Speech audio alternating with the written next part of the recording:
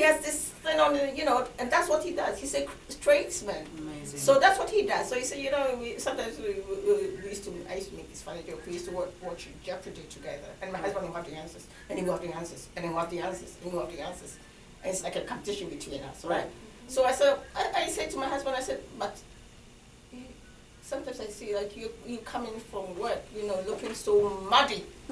So how come you still have your brains? But then he said, because when he first came from Africa, he did this trade thing. He said, I want to do something that can bring some income, your hands. And that's work with your hands. It is very important, because if you now go to school just to look for a job, one day you might lose that job. Of course. And if you don't have a gift or something a trade, to fall back on. something to fall back on, there's no way. You're lost. You lost. So you're lost. We will touch in all those areas. Yeah, you have to encourage them. You have to encourage them to have a skill. Yeah. You have to have a trade. Yeah. Discover your gift. What can you do apart from the education? I mean, you have to educate yourself. Because I know a few people who have degrees, who went to school, have degrees, but go back to college for communications or public relations. Exactly. But they have degrees. Exactly. So that's something. So that's and why. then some people have degrees too, and they go into skilled trade for 18 months. They're out, electricians, plumbers, and they make good money. You make a very important point, because most of the programs in Canada, most students, they got straight to university. Yeah. And after university, I have one of the youth that finished from York University. Then she get a job with the Peel Region, Peel Region board, and therefore she needed to do something. She in college before she get to what she have to do. Yeah. So that's why some programs now you have to take a college, because with a college you have experience. But with university, basically just a theory. So therefore, I'm thinking that to have a trade is very important thing. Because these days that's what people do.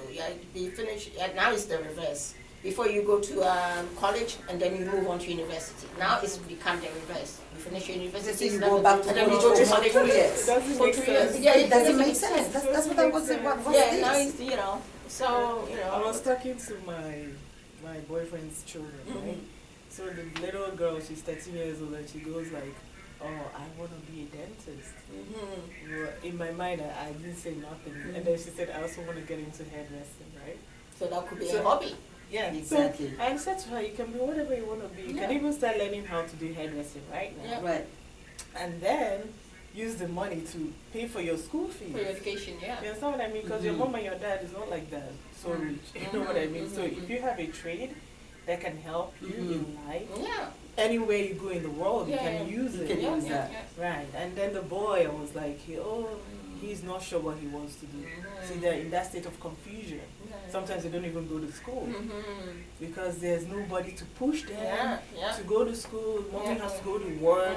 They don't live with their dad. So these are the issues that we face. Single mothers and single fathers. Yeah, and then the teachers are calling, okay, you know what? The children didn't show up at school today. So what do? The mom is at work, the dad, these people are struggling. So these children have to learn how to be responsible on their own. Your mother can be chasing you at the age of 13. No. My aunties back home at the age of 5, the children come home, the mom and dad are both medical doctors. They come home and they just do the assignment. Chidera was 5 years there, but she's like, oh auntie, I have to do my assignment. She puts her whatever on the floor and she's doing her assignment. When the mother comes, mom, I've done my assignment. You don't have to think about it. So they have to instill this discipline into the children at a very early age. So that's the issues that we face as a community. Exactly. Even this age is tender, but they still need a push. They still need motivation. They still need someone there to push them and say, okay, have you done your homework? And if you look at in our community today, the issue that we are dealing with is mostly we are cut off in working. So the parents have to make the ends meet. They have to have a roof over their head. So therefore, they are caught up in work. And while why are they working? Basically, they are working for the children. But what we are doing now, because of work, then we can't have it both. We have to have balance, both to look after our kids and make sure that their education or their homework is done, and have to deal with all this issue, basically. Very important point. We are going to touch on all these topics, not only to talk about them, but we're going to have to provide education and how to solve them and where to go. We will have a center where everything will be there with. Practically, we're going to have the youth coming in and make sure that each one of them, which area they need help. Each one of us, we're going to have to make sure that we tackle this issue. And again, I'm so grateful to have Tamara and Ngozi in the house today. Thank you so much for our community there. So we are inviting you to come in and bring the topic that you think that is affecting our community or your neighbor or your friends, because we cannot do it alone. We have to make sure that we come together, and together we can make the African diaspora a better community. Thanks once again, Tamara, for our viewer out there. Thank you so much, and this is Iro for Iro's Talk Show for the African diaspora. Thank you so much, and together we can make it. Yes.